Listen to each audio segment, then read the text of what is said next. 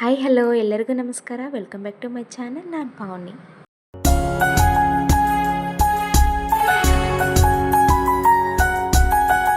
ಇದು ಗುರುವಾರ ಸಾಯಂಕಾಲದಿಂದ ವಿಡಿಯೋನ ಸ್ಟಾರ್ಟ್ ಮಾಡ್ಕೊಳ್ತಾ ಇದ್ದೀನಿ. ಸೊ ಬ್ಲಾಗನ್ನು ಕಂಟಿನ್ಯೂ ಮಾಡೋದಕ್ಕಿಂತ ಮುಂಚೆ ಯಾರೆಲ್ಲ ನಮ್ಮ ಚಾನಲ್ನ ಫಸ್ಟ್ ಟೈಮ್ ನೋಡ್ತಿದ್ದೀರಿ, ಪ್ಲೀಸ್ ನಮ್ಮ ಚಾನಲ್ನ ಸಬ್ಸ್ಕ್ರೈಬ್ ಮಾಡ್ಕೊಳ್ಳಿ. ವಿಡಿಯೋ ಇಷ್ಟ ಆದರೆ ಲೈಕ್ ಮಾಡಿ, ಶೇರ್ ಮಾಡಿ, ಕಮೆಂಟ್ ಮಾಡಿ. ಸೊ ಈ ವಿಡಿಯೋ ಏನಾದರೂ ಇಷ್ಟ ಆದರೆ ಹಿಂದಿನ ವೀಡಿಯೋಸನ್ನು ಸಹ ನೋಡಿ ಸಪೋರ್ಟ್ ಮಾಡಿ ಅಂತ ಹೇಳ್ತಾ, ಸಾಯಂಕಾಲದಿಂದ ವ್ಲಾಗ್ನ ಕಂಟಿನ್ಯೂ ಮಾಡ್ಕೊಳ್ತಾ ಇರೋದ್ರಿಂದ ಸಾಯಂಕಾಲ ನನ್ನ ರೊಟೀನ್ ಹೇಗಿರುತ್ತೆ ಅಂತ ಹೇಳ್ಬಿಟ್ಟು ನಿಮ್ಮ ಜೊತೆ ಶೇರ್ ಮಾಡ್ಕೊಳ್ತೀನಿ. ಸೊ ಸಾಯಂಕಾಲ ಆಗ್ತಿದ್ದಂಗೆ ಎಲ್ಲ ಕೆಲಸ ಮುಗಿಸ್ಕೊಂಡು ದೀಪ ಹಚ್ಚೋ ಅಂಥದ್ದು. ಸೊ ಬೆಳಿಗ್ಗೆನೇ ಅರಿಶಿನ ಕುಂಕುಮ ಎಲ್ಲ ಹಚ್ಕೊಂಡು ಪೂಜೆ ನೀಟಾಗಿ ಮಾಡಿರ್ತೀವಿ. ಸೊ ಈಗ ಬರೀ ದೀಪ ಹಚ್ಕೊಂಡು ಊದಿನ ಕಡ್ಡಿ ಹಚ್ಕೊಳ್ಳೋದಷ್ಟೇ. ಬೆಳಿಗ್ಗೆ ಒಂದ್ಸಲ ಎಲ್ಲ ಪೂಜೆ ಮುಗಿಸ್ಕೊಂಡಾದ್ಮೇಲೆ ಮಧ್ಯಾಹ್ನದಿಂದ ಎಲ್ಲ ಕೆಲಸಗಳು ಮಾಡ್ತಾ ಇರ್ತೀವಿ. ಬಟ್ ಸಾಯಂಕಾಲ ಆಗಿದ ತಕ್ಷಣವೇ 6 ಗಂಟೆ ಆಗಿದ ತಕ್ಷಣವೇ ದೀಪ ಹಚ್ಚಿ ದೇವರಿಗೆ ಊದಿನ ಕಡ್ಡಿ ಬೆಳಗೋದ್ರಿಂದ ಆ ಪಾಸಿಟಿವ್ ವೈಬ್ಸ್ ಅನ್ನೋದಿದೆಯಲ್ಲ, ತುಂಬ ಅಂದರೆ ತುಂಬ ಚೆನ್ನಾಗಿರುತ್ತೆ. ದೇವರ ದೀಪ ಹಚ್ಚಿದ ತಕ್ಷಣವೇ ಏನೋ ಒಂಥರ ಮನಸ್ಸಿಗೆ ನೆಮ್ಮದಿ. ಸಾಯಂಕಾಲದ ನಮ್ಮೆಲ್ಲ ಕೆಲಸಗಳನ್ನು ಇಲ್ಲಿಂದನೇ ಸ್ಟಾರ್ಟ್ ಆಗುತ್ತೆ. ಸೊ ಪೂಜೆ ಎಲ್ಲ ಮುಗಿಸ್ಕೊಂಡಾದ್ಮೇಲೆ ಪಾಪುಗೆ ಅಂತ ಹೇಳ್ಬಿಟ್ಟು ಸ್ನ್ಯಾಕ್ಸ್ ಏನಾದರೂ ಇದ್ದರೆ ಕೊಡ್ತೀನಿ, ಇಲ್ಲಾಂದರೆ ಒಂದು ಗ್ಲಾಸ್ ಹಾಲು ಕೊಡ್ತೀನಿ. ನಾನು ಪಾಪುಗೆ ಜಾಸ್ತಿ ಹಾಲು ಕುಡಿಸೋದಕ್ಕೆ ಹೋಗಲ್ಲ, ಯಾಕೆಂದರೆ ಕಫ ಆಗುತ್ತೆ ಅಂತ ಹೇಳ್ತಿರ್ತಾರೆ. ಸೊ ನಿಜನ ಸುಳ್ಳ ಗೊತ್ತಿಲ್ಲ, ಬಟ್ ನಾನು ಡೈಲಿ ಹೊತ್ತು ಮಾತ್ರ ಹಾಲನ್ನು ಬಿಸಿ ಮಾಡಿ ಕೊಡ್ತೀನಿ. ಬೆಳಿಗ್ಗೆ ಹೊತ್ತು ಹಾಲಾಗಲಿ ಕಾಫಿ ಟೀ ಯಾವುದೂ ಅಭ್ಯಾಸ ಮಾಡಿಸಿಲ್ಲ.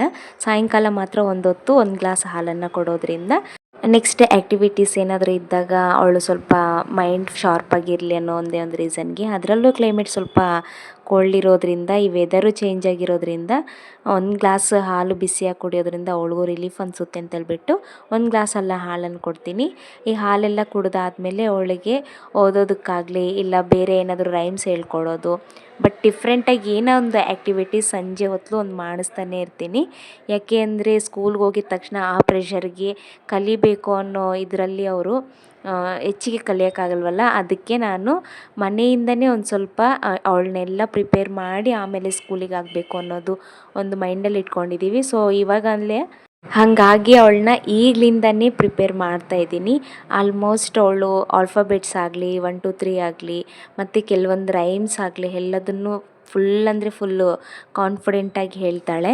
ಈಗ ಮೊನ್ನೆ ತಾನೇ ಇದೊಂದು ಆಲ್ಫಾಬೆಟಿಕಲ್ ಬೋರ್ಡನ್ನು ತೊಗೊಂಡಿದ್ನಲ್ವ, ನಿಮ್ಮ ಜೊತೆನೂ ಶೇರ್ ಮಾಡ್ಕೊಂಡಿದ್ದೆ. ಅದನ್ನು ಆಲ್ಫಾಬೆಟ್ಸ್ ಅಷ್ಟೇ ನಾರ್ಮಲಾಗಿ ಹೇಳ್ತಿದ್ಲು. ಈಗ ಯಾವ ಆಲ್ಫಾಬೆಟ್ ಎಲ್ಲಿಟ್ಟರೆ ಮತ್ತು ಅದನ್ನು ಚೇಂಜ್ ಮಾಡೋವಂಥದ್ದು ಮತ್ತು ನೀಟಾಗಿ ಆಲ್ಟರ್ನೇಟಾಗಿ ಅದನ್ನು ಜೋಡಿಸೋವಂಥದ್ದನ್ನು ಎಲ್ಲ ಈಗ ಈ ಬೋರ್ಡ್ ತಂದಾಗಲಿಂದ ಅವಳು ಕಲ್ತ್ಕೊಂಡಿದ್ದಾಳೆ. ನೋಡ್ತಿದ್ದೀರಲ್ಲ ನೀವು ಎಷ್ಟು ಚೆನ್ನಾಗಿ ಅವಳು ಯಾವ ಅಕ್ಷರನ ಎಲ್ಲಿಡಬೇಕು ಅನ್ನೋದು ಗೊತ್ತಾಗಿದೆ ಅವಳಿಗೆ. ಅಷ್ಟರ ಮಟ್ಟಿಗೆ ಅವಳು ಪ್ರಿಪೇರ್ ಆಗಿದ್ದಾಳೆ.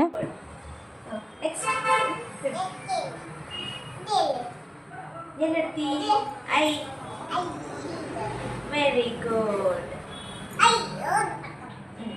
Next. L. Very good. ಅಲ್ಲೇ ಇರು, ಇಲ್ಲೇ. ನೆಕ್ಸ್ಟ್ ಮತ್ತೆ ಇಡು ಬೇಗ. ಮತ್ತೇನಿರ್ತಿ?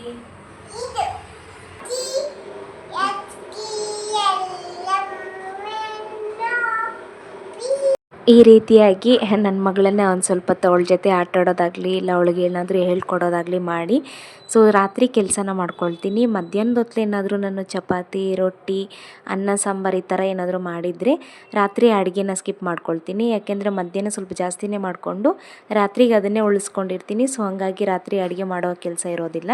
ಸಪೋಸ್ ಏನಾದರೂ ಮಧ್ಯಾಹ್ನದ ಹೊತ್ತು ಬರೀ ಅನ್ನ ಸಾಂಬಾರಾಗಲಿ ಇಲ್ಲ ಈ ಪಲಾವು ಟೊಮೆಟೊ ಬಾತ್ ಈ ಥರ ಏನಾದರೂ ನಾಷ್ಟ ಐಟಮ್ಗಳು ಮಾಡ್ಕೊಂಡಾಗ ರಾತ್ರಿ ಅಡುಗೆನ ಮಾಡಲೇಬೇಕಾಗುತ್ತೆ. ಸೊ ಹಂಗಾಗಿ ಇಲ್ಲಿ ಡಿನ್ನರ್ಗೆ ರೆಡಿ ಮಾಡ್ಕೊಳ್ತಾ ಇದ್ದೀನಿ. ಮಧ್ಯಾಹ್ನ ಬರೀ ಅನ್ನ ಸಾಂಬಾರು ಮಾಡ್ಕೊಂಡಿದ್ದೆ.